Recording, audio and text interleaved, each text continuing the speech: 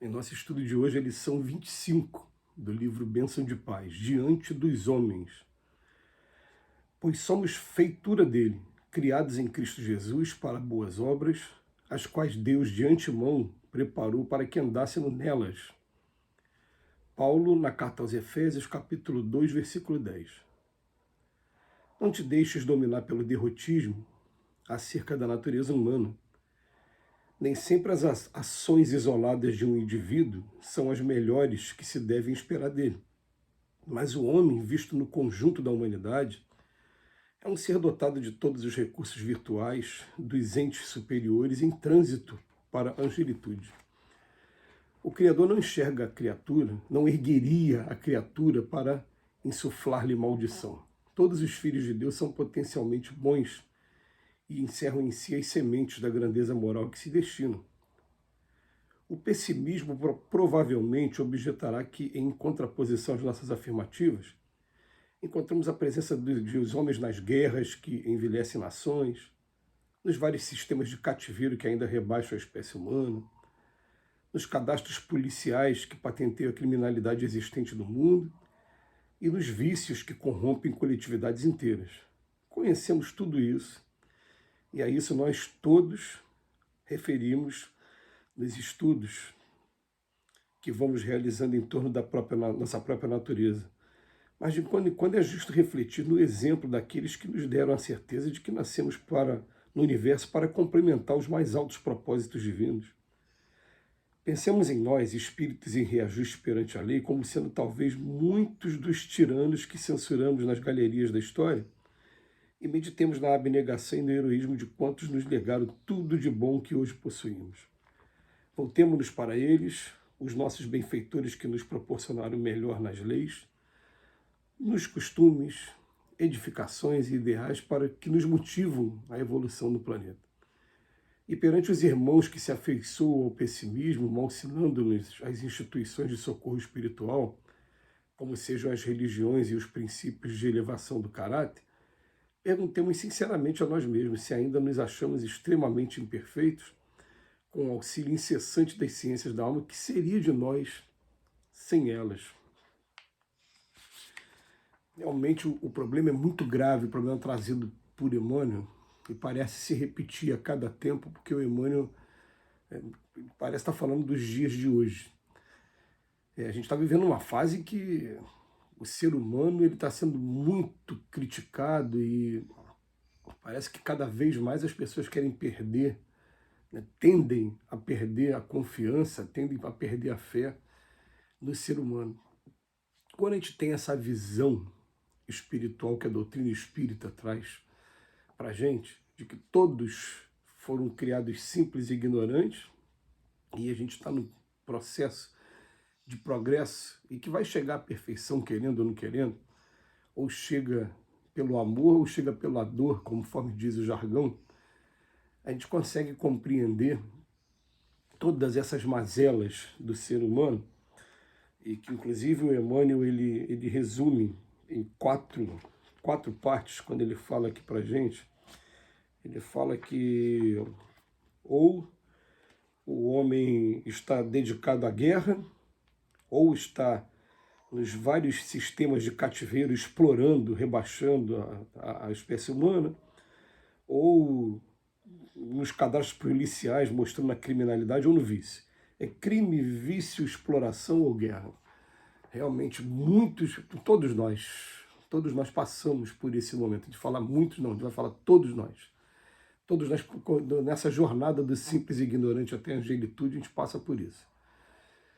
E é muito consolador quando a doutrina espírita nos explica. A gente passa até o dia que a gente descobre que estava fazendo errado, e quando descobre que está fazendo errado, vem o arrependimento, e durante o arrependimento ainda não é o suficiente, a gente continua ainda espiando, sentindo as consequências daquele mal, até que a gente tenha condições de reparar por total o mal que a gente fez. Quando repara o mal, a gente consegue seguir à frente e tomar aquilo como um aprendizado para que aquilo não aconteça mais.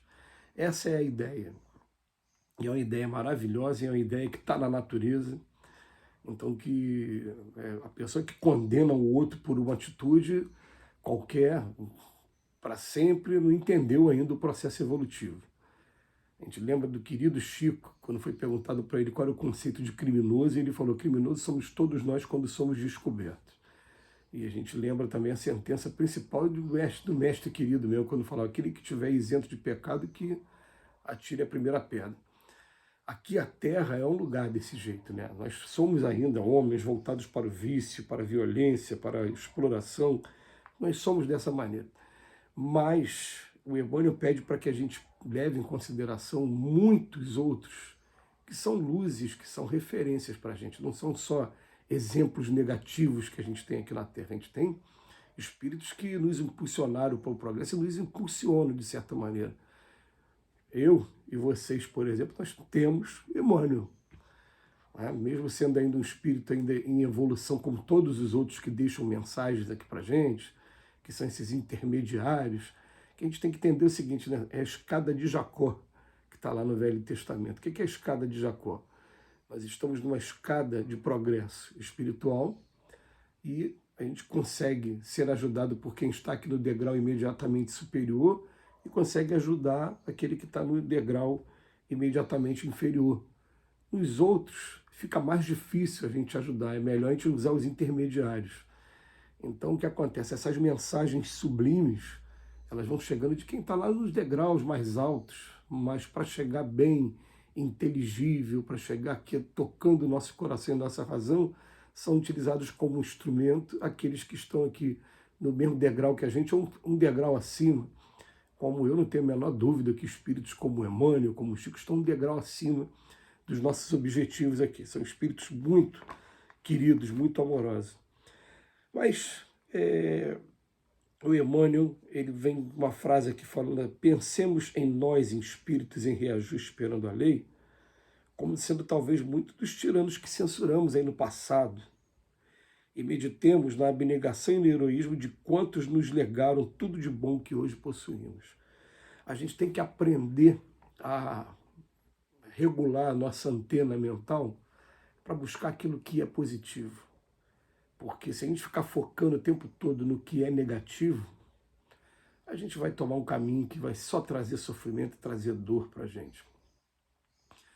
É interessante, né? Mas a luta é de todos. Mas, por exemplo, ontem eu fui ao Maracanã ver o meu time jogar.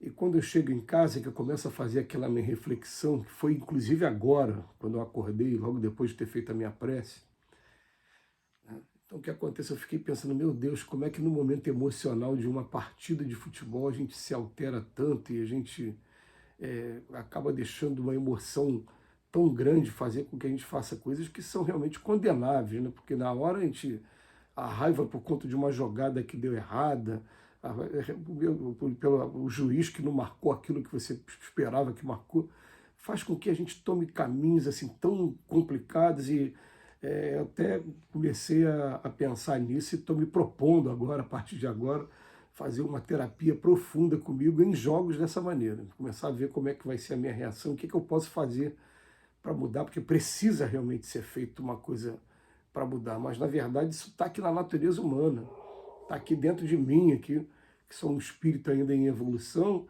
um espírito que está buscando agora, através do estudo, uma maneira de se policiar mais, mas que a gente vai descobrindo, né, a cada vez mais o que ainda tem na gente assim de sombra, e ainda tem muita coisa para frente para a gente acabar totalmente com a sombra que tem dentro da gente, mas já chegamos ao trabalho de começar a eliminar essas sombras, é o que mais importa. E ele vem no final falando para a gente o seguinte: voltemo-nos para eles, os nossos benfeitores, que nos proporcionaram o melhor das leis, dos costumes, edificações e ideais que nos motivam a evolução do planeta. Vamos procurar sintonizar com esses que estão na nossa vanguarda ali, estão à frente da gente. E perante os irmãos que se afeiçoam ao pessimismo, mal-ensinando-nos as instituições de socorro, perguntemos sinceramente ainda a ele se ainda nos achamos extremamente perfeitos com o auxílio incessante da ciência da alma, o que seria de nós sem ela? Vamos começar a sintonizar e a buscar aquilo que existe de mais belo, de mais nobre e que está promovendo o nosso progresso. Que Jesus nos abençoe hoje e sempre.